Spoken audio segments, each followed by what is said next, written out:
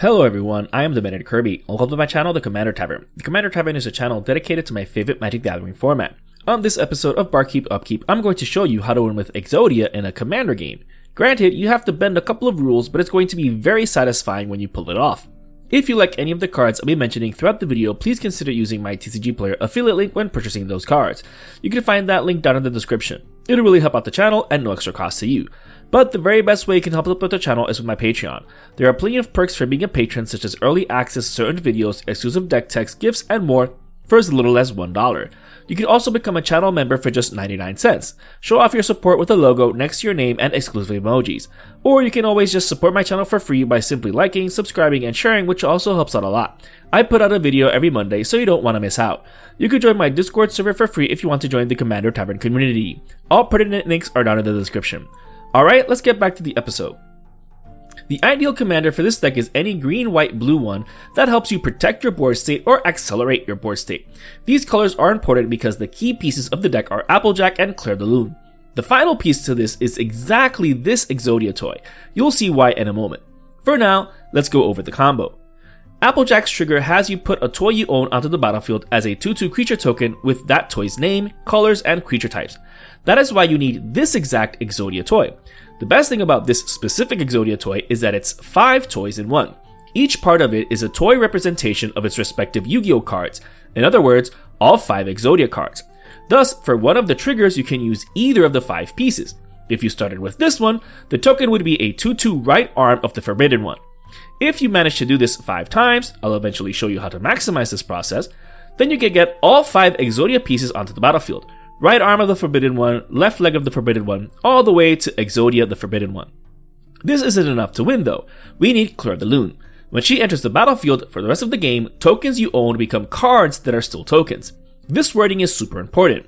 Those toys that you're getting into play as tokens with Applejack become cards with Claire de Lune. Fortunately, it just so happens that those toys also exist as cards. These, to be exact. We now have all 5 Exodia pieces in our commander game. However, there's one final setup to win because they're still on the battlefield as 2/2 creature token cards.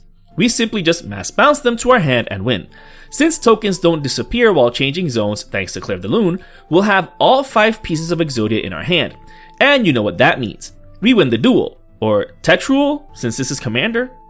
Anyways, now I know what you're going to say, but Kirby, this is Magic the Gathering. Yu-Gi-Oh cards have no power here. And you'd be right. Mark Wolfswater has said as much in this Blogatalk post right here.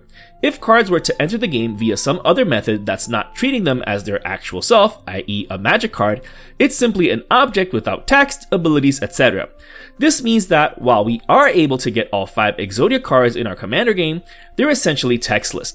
They're simply 2/2 orange creature tokens that don't disappear when changing zones. However, here's where the rules can be bent if your playgroup allows. I mean, how out of left field is it to win with Exodia and Commander? While this combo seems incredibly slow and easy to interrupt, how do we maximize it as much as possible? Could we even get all 5 Exodia pieces in play and then into our hand in the same turn? Even with just staying in green, white, blue, you have access to Adric Mathematical Genius, Lithoform Engine, Strionic Resonator, the Peregrine Dynamo, and a Roaming Throne. Each of these can help double Applejack's trigger. For the ones that tap to do so, if you had some untap effects, then you could untap them and use them again with Applejack's trigger still on the stack. Or you can have Roaming Throne in play, naming Pony, and then clone it a bunch of times. Since this requires a considerable setup either way, I'm guessing your playgroup will let you bend the rules and have Exodia work once it's in your hand, along with the other 4 pieces. To be fair, you are using the legit toys and they're being turned into legit cards, of which you have the legit ones, and then you're getting them into your hand. And if you're playing with Applejack and Claire de Lune, you're not playing a conventional commander game anyways, so what's bending Marrow's rule just this once? To all you viewers out there, what other insta-win cons exist in other TCGs that have toys? Would they work within the greater framework of Magic the Gathering? Let me know in the comments. I would like to thank all my patrons for supporting me, and a quick shout out to all my higher tier patrons, the Brewers, for their patronage. I'd also like to thank anyone using my TCG Player affiliate link. That also helps out the channel. I also want to thank any channel members. Your membership is greatly appreciated.